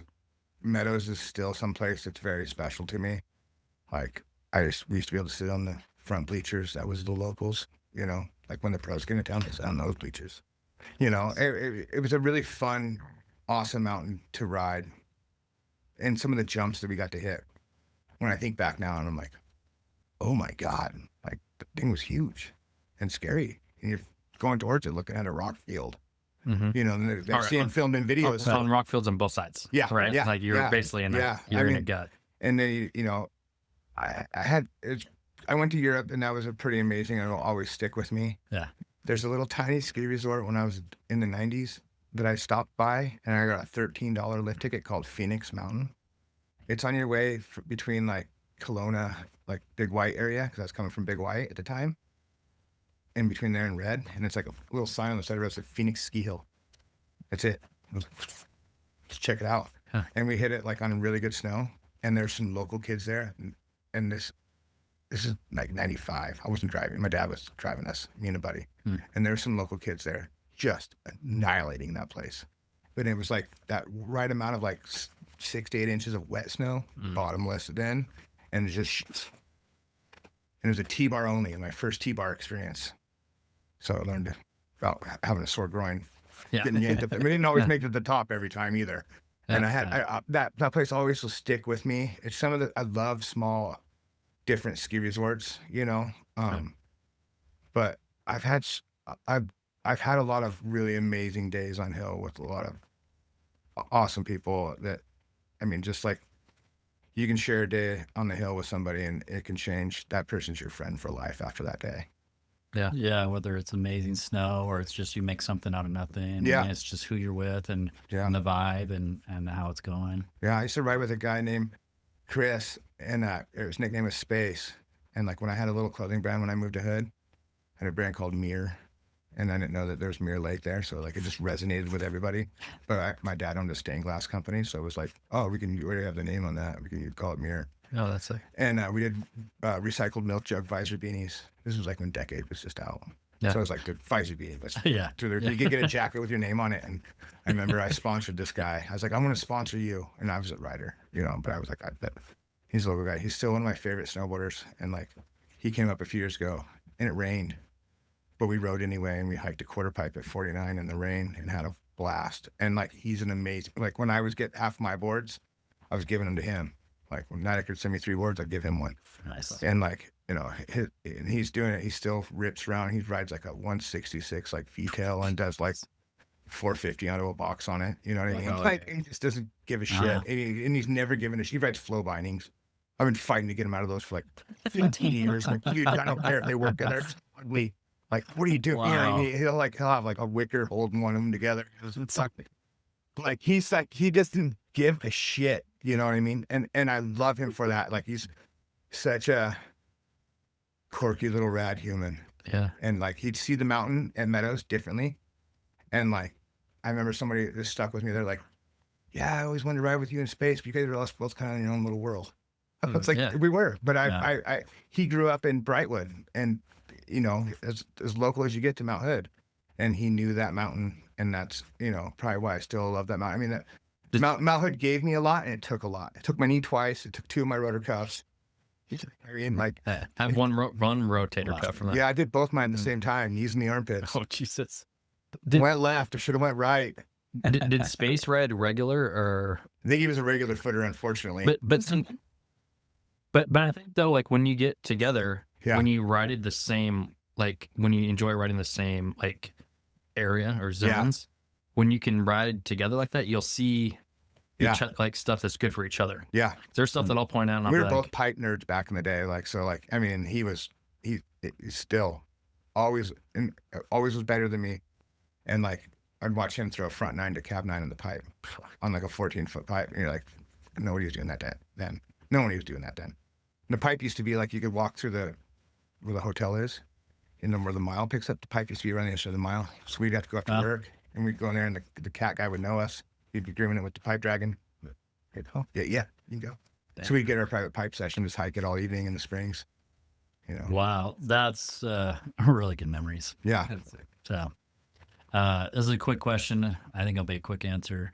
Would you be bummed if your kids choose not to snowboard, or is that even an option for them? They get shipped out. Does their mind, your maternity test? No. You don't want to push him in it. My boy, he's like, I don't ever want to push him. He'll have pressure on him that other kids won't have because of his dad owns a skateboard shop. Yeah. And like, so with me now, like are they I've gotten already flack skateboarding before because like I don't skateboard anymore. No, he doesn't skate. Well, I grew up skating before you were born. Yeah. I've got kids I'm raising. Like it doesn't do the same for me as like losing my snowboarding because I'm hurt on my skateboard. You know, if I would have grown up skating tranny, I'd probably still skate a lot more. I'm bummed, but there wasn't that stuff when I was a kid. It was all street. No, it's under the freeway. So I know that like he will have a pressure on him, and I don't push him in anything. I didn't push him in skateboarding. They both have skateboards. Oh. They both can do it. They both skate around in front of the house, and they have their scooters, which Lizard that King? teaches them to push, speaking of I lizard. guess. But my boy, he wants to be an engineer, you know, a builder. We caught him mudding a nail hole in his closet. He's 7. I'm like, where did you learn to mud? He saw mom fixing a nail hole, and he was hanging his tool closet. And that's where he puts all his toolbox. That's awesome, though. Yeah, he's a worker. There's no video games in my house. Yeah. You go outside, you play. Yeah. He's been He's gonna be a ripping on his builder mountain of bike since snow he was parks. 3, and he's been so mad that there's not jumps on the magic carpet at 49. He just rides down and goes jumps. And now he's doing turns. Like he doesn't want to listen to me, which I get because I've had other dads be like, hey, can you tell him to grab your ear? Like back in the day, like Jason. Yeah. I love those guys. Uh-huh. Yeah. Kleins. The Kleins. So Owen was doing something, and Jason leans over. We were at Stevens, I think, or something, and he's like, hey, can you tell him to roll off his heels, grab lean, will help him to spin? And I was like, why don't you tell him? He's like, he ain't gonna listen to me and his dad. I get that now. Yeah. Like I know, and I'm like, well, you're not doing that. So last time I was like, here, Mom, you take him up. And he went up, he went to the top. She took him to the top, same run. I went down, and he rode down. She said at one point he was punching his snowboard when he got stuck on the cat track and he had to hike. I'm like, oh, it's totally my son. Punk. Now his thing is he wants to be a professional snowboarder. Yeah. And like that, 2 it great careers, inspires engineer and a snowboarder. Yeah, I I'm like, back dude, that. you still gonna go to school or you do something? And I don't know if he'll go to college. Like he'll get into fabricating some way. Like my wife's family has some stuff, and so like he could probably get a job sweeping the floors at a fabrication shop when he's in high school and learn it the real way. To get his lift tickets. And Yeah, I mean he'll work for it. I mean, but snowboarding kept me out of trouble, and I hope it does the same thing for him.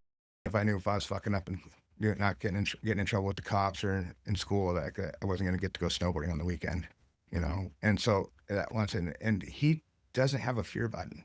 He does not have a fear button. And now that like he'll start hitting jumps, so I know like I got a few more years left before they're with me all the time, and then I'm gonna be packing lips and checking landings.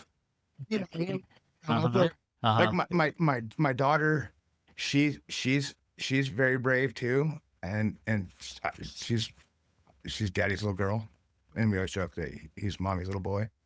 And you know, like some days she's like, if it's cold, she doesn't want to go snowboard, but like she's pretty aggressive in soccer, and she can snowboard. She's been snowboarding since she's 1. He's been snowboarding since he was 2. You know, but now it's starting to really click. Like she went to Hood with me this early season, and we poached. I saw We that. That was poached so too. sick. We're like, I'm not buying a $90 lift ticket for one chairlift. So we just started poaching. And I was like, all right. Let the kids ride free. Like, you know what I mean? Like, this is how we used to do it back in the day, Finland. Just sneak by, like, oh, we had our ticket. You know what I mean? We just did we did like 5 laps and it was bulletproof. And, but it was a proud dad moment. You know what I mean? I don't expect her to be like entering snowboard contests and jumping. I just be stoked to have her with me to see all that. And that's special. Because mom rips. Like, mom knows about slough. She's been everywhere. She goes everywhere I go. She doesn't get to ride as much anymore, but she's a very good snowboarder. And it's awesome. And I just tell them, I was like, well, you either go snowboarding or you're going to sit at home by yourself on the weekends because this is what we're going to do. You know what I mean? In the summertime, we go to the boat. In the wintertime, we go to the mountain. But the boy, he's ready. He's ready. Yeah, like he needs to skate a little bit more. And I know he wants that. You know what I mean? But I don't want it to be pushed on them. Right. So a family of boarding and fishing and Yeah. following you. Like the daughter knows, like, Well, if the guy don't open the door for you and he doesn't go camping and doesn't do outdoor stuff, let's get rid of him. Yeah. You know, like, good luck, guys. Eventually they'll work at the shop and Probably, yeah. I mean, I want them to do something where they make what they want. I just picture Homer Simpson and Bart with you with the kid. I know. Oh, my boy. Yeah, he definitely likes to get a rise out of me. He definitely coats the bear. You're like, good thing you're cute, boy.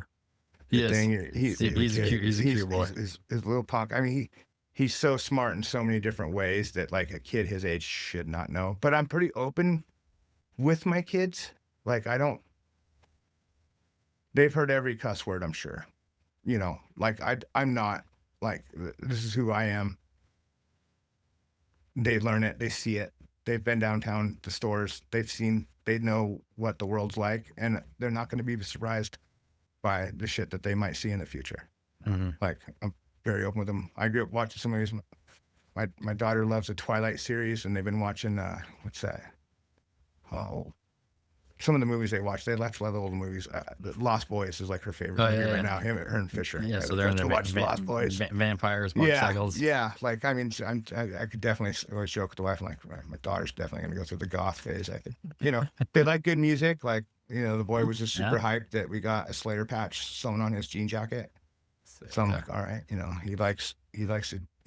I'm very, very lucky that I got one of each, and it's Well, yeah, he'll do it. I think he ain't got the fear button. we're closing out here. Ryan's gonna have one question to ask about passion with fishing. So what do you got? What do you got for us? What's do you fish? Are you into fishing? Yes. Bass, muskie, or pike? I'm a bass guy. Okay. Gear chucker is what the fly fishermen call me. When I lived on Hood, I'd fly fish and catch trout, and it was fun. It was like, after when I hurt my knee, I didn't get to ride for a few years. I'd go out and I'd go fish, and I grew up fishing with my grandpa. My dad took me fishing, and I'd bring goldfish home out of Medic Lake and ask my mom why we couldn't cook them. It's a fucking goldfish buried in the garden. So I fished a lot of rivers, and I love boats. And so I started out when I came back, I was like, there's all these lakes around here and there's bass. So I got into fishing. Silver Lake has tiger muskie, and they're like, can you catch one? You're like, Big and fish. so it was fun, and bass are just like pit bulls. They're like, I'm not really hungry. What is it? I don't know. Fucking kill it. Yeah. And like, it's fun to catch them. And I'm a catch and release guy. I don't eat, if I eat fish, it's from the store. Yeah. It's, Well, you don't want to be in those. I go drill back. I'll catch you again. I've caught the same fish twice in 2 days. 2 days in a row, same fish, like once, and I was like surprised. In the same spot. Yeah, when you. But yeah, I love being on a boat. Like, in a different world, I should have been a boat captain or something. Oh, dude, I can see that. I just like driving. I'll rip down the lake for hours. What do you fish? You baitcaster? Or? Yeah, I'm a baitcaster guy all the time. And I know fishing. Yeah. Yes, it's Ryan looked at me when he's. That's why it was fishing's like, when you're cruising the boat and you're driving in on glass, that's pow. It's riding pow. Get it up on that back part of the boat where you just, it's just sitting there. You're right at that prime speed. It's smooth. And it's great to go out in the mornings. And yeah, I like to see what is it at the other line. And then my kids like fishing. I was worried when we named Fisher, they was going to hate fishing. But I can yell in the campground, fish, Finn. And my kids come running because my daughter's name's Finley. Oh, that's great. So, and I named her with the 2 N's, so I call her Finn. And I was like, it's It's outside. Being outside. Good way to spend But, time with the yeah. family. Yep, watching the gas gauge go. Well, without giving up your spots, I know you are catching fish on the regular. So those that don't know, the people that we've had on here that say that they fish, they are catching fish. They're not just out there fishing. Yeah. Like they are fish catchers. But we wanted to push through to kind of clean up with our hot takes. We have more questions than normal, so we are going to ask that they are as quick as possible. And before we do this, we're just going to do a really blast off. We're going to hit one more of these smelling salts. And if you don't know where to get them, and if you're not getting them from the bomb hole, you can get them from us. Find us on the mountain. Find us on the mountain. I got the mountain. We'll give you one. And here we go. Oh, there's good. God.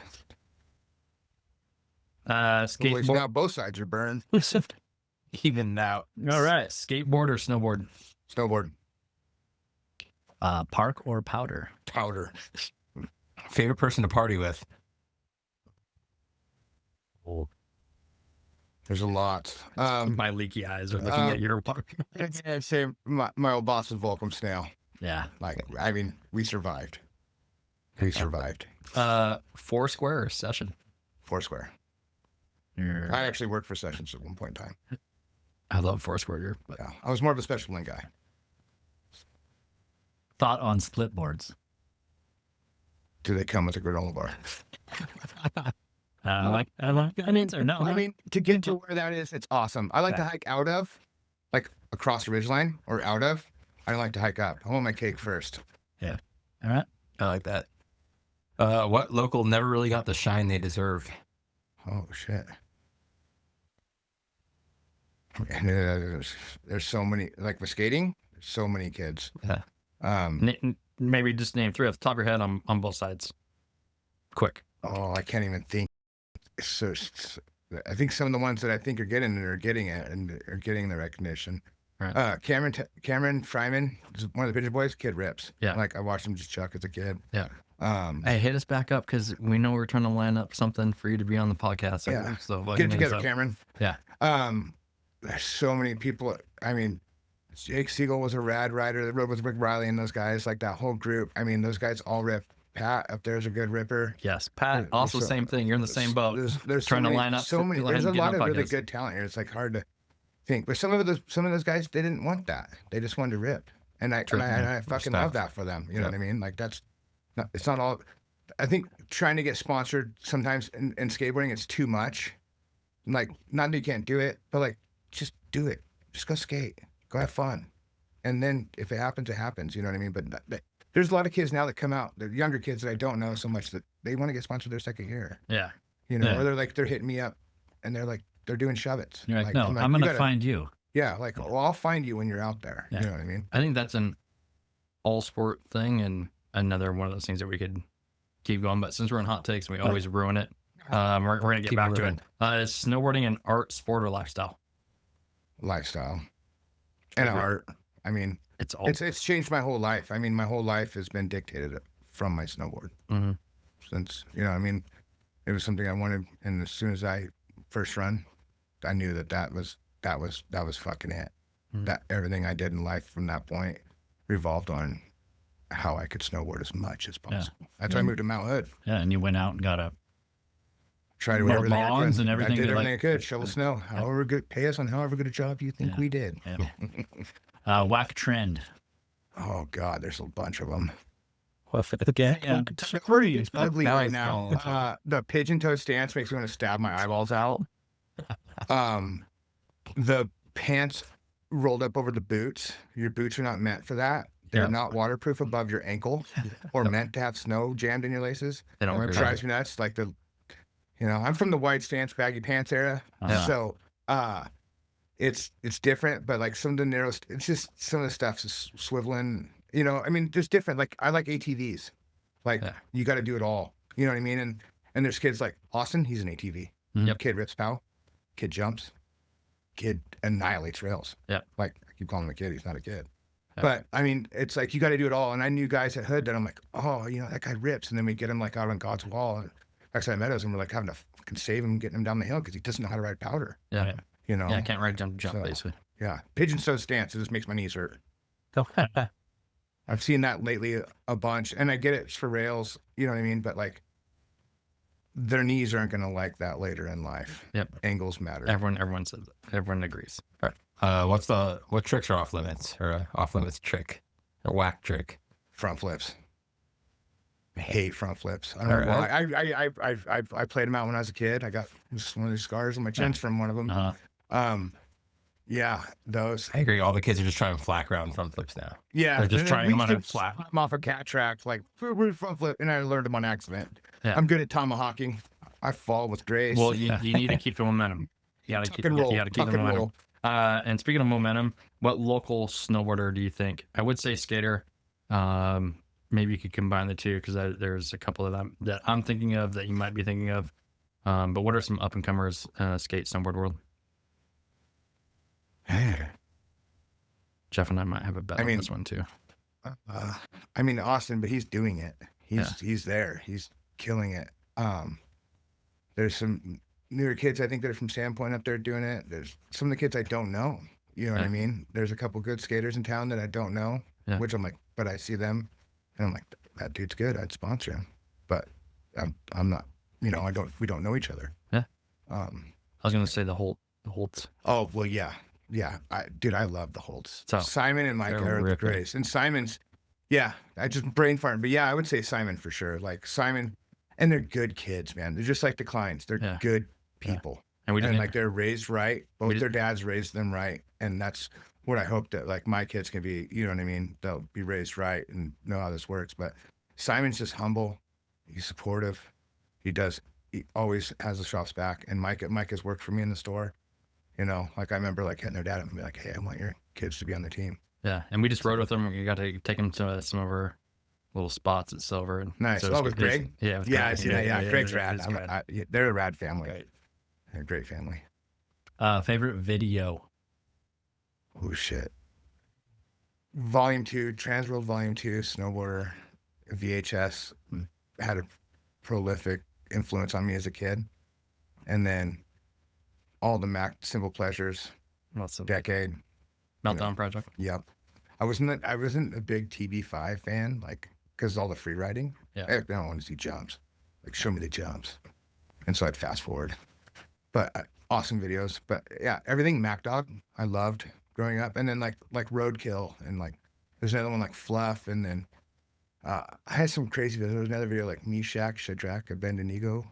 It was like a craziest soundtrack. It's I remember the VHS cover, and like that, I love that movie, like Rob Keenwell and Jim Rippey and all those guys. You know what I mean? It's a different era. You know what I mean? We watched it on VHS. I mean, but when I moved to Hood, Decade would wear it out. Yeah. We'd wear out Decade tapes and have to get a new tape because they would just play on repeat and fat rewind, and then it would play again on the TV 24/7.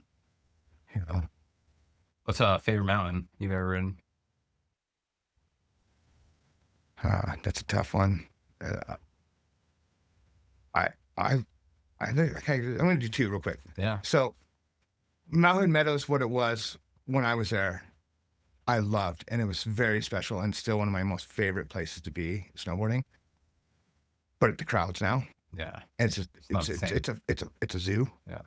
But I love 49. Like I got married on top of Mount Spokane. I love Mount Spokane, but 49 is just special to me.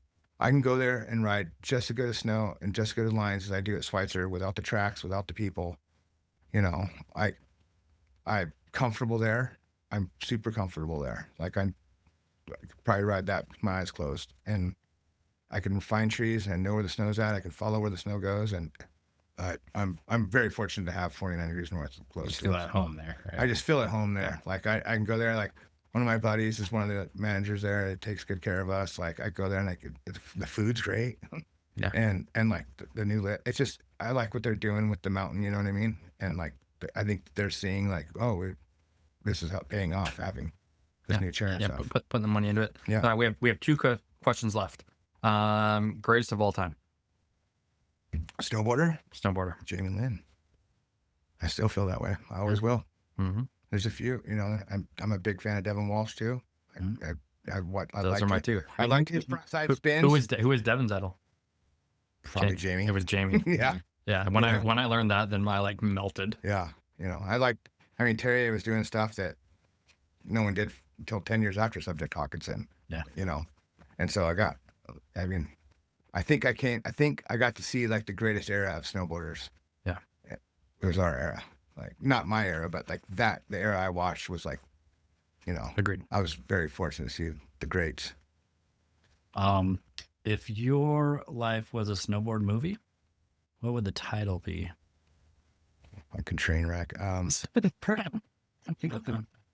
Slow Train motion. Wreck Part 2, Part 3, I Part 4. think they had one. I think if I was, I'd be in the whiskey videos. I liked how those guys raged. Yeah. Like, back in the day, like I was like, these Canadians are getting it. Nice. I love it. Dude.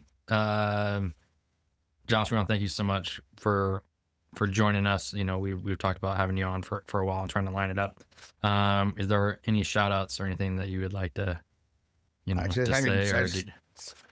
Thank all the people that helped me get to where I'm at. My customers, like with the shop, like we would not be there without them. Like, we're a local business that's family owned, and we want to stick around. And without them and all my team guys, employees over the years, like it's not a one man show.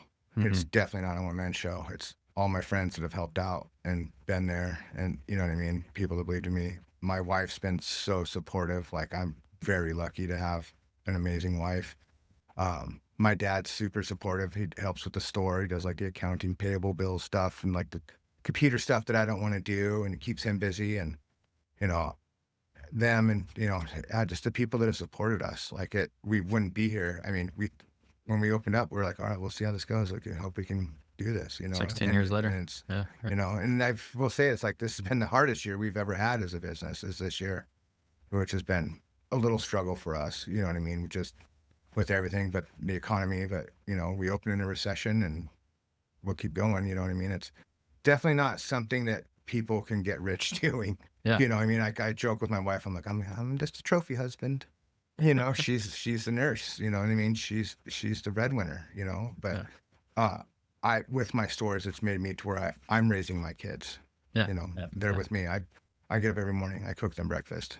I pick them up from school. Yeah. Well, Grandpa's getting them today. But, you know, I mean, every day I'm the one that's there. Like, and that's not too many dads, I think, are in that position. You know what I mean? Even families, right? Yeah. Right. Yeah. And so I'm very lucky, and that's what the store's given me, is that time to be able to raise my kids. And then, you know, and I've done posts before, like, hey, I'm not in the store because I am raising kids. You know what I mean? Because I do miss seeing the people that come into the shop, and you know what I mean, and BSing with them. You know, I mean, that's now I'll crave talking at times. Like, I don't want to talk, but when you get me talking, I'll talk. You know, because most of my conversations are with a 9 and 7 year old or my wife. You know what I mean? Like, those aren't the different. You know, it's yeah. So all the people that have supported the shop, I mean, everything with snowboarders, you know, skateboarders, it means the world to us. Yeah. Well, thank you so much for being a part of our community and being that stronghold. And Thanks, guys. I can't say enough. So Thank you, guys. Thanks for having me on.